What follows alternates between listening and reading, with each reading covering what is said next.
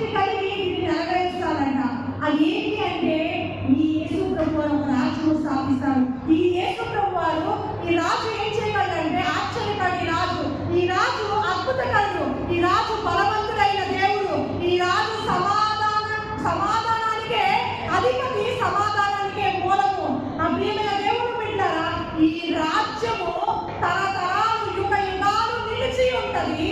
ఈ రాజ్యము స్థిరపరచబడుట తండ్రి అయిన దేవునికి ఇష్టమై ఉన్నదంట.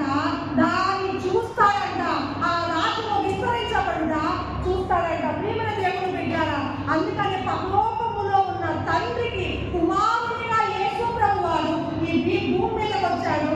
నా తండ్రికి చిత్తము లేకుండా నేను ఏది చేయను అన్నాడు. పరలోకములో ఉన్న తండ్రి ద్వారా ఈ కుమారుడు పంపించబడ్డాడు. మనుషులకు మనుష్య కుమారునిగా అప్పగించబడ్డాడు. మనుష్య కుమారుడు అంటే ఏంటి?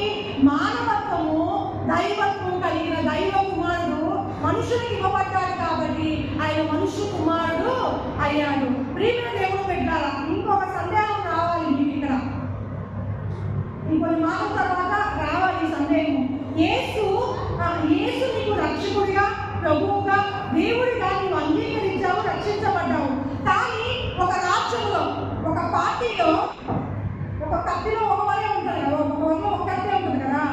ఇప్పుడు ఒక పార్టీలో ఒక నాయకుడే ఉంటాడు, ఇద్దరు నాయకులు ఉండరు కదా.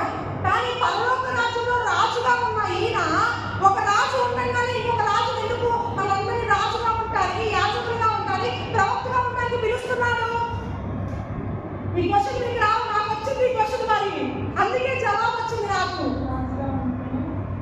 ఎందుకు పిలుచుకున్నాడు అంటే మామూలుగానే ఇంట్లోనే జ్యేష్ఠుడు హక్కు ఇవ్వకపోతేనే నేను పెద్దవాడిని నాకు ఎక్కువ రావాలంటానే. మరి ఎందుకు ఈ రాజు ఆయన రాజ్యము ఆయన స్థాపించాడు. ఆ స్థాపించిన రాజ్యము వ్యాప్తి చెందడానికి మనల్ని రాజులుగా, యాజకులుగా, ప్రవక్తగా ఎందుకు పిలుచుకున్నాడు అంటే యేసు ప్రభు ఆయన రక్తాన్ని, జీవాన్ని ఇచ్చినప్పుడు నీవేమయ్యావో తెలుసా? ఆయన రక్త సంబంధం అయ్యావు. తండ్రికి నీవు ఆయన ఆత్మని ఇవ్వటము ద్వారా దత్తపుత్రుడు అయ్యావు. అందుకనే తండ్రి కుడిపార్శ్వన ఆయన కూర్చున్నట్టు జయించిన వారికి సింహాసనం ఇస్తానన్నాడు. జయించిన వారిని అంతేకాదు యేసు ప్రభువుని అంగీకరించిన వారిని హృదయంలో నేనుంటాను, అతన్ని నడిపిస్తాను, నేను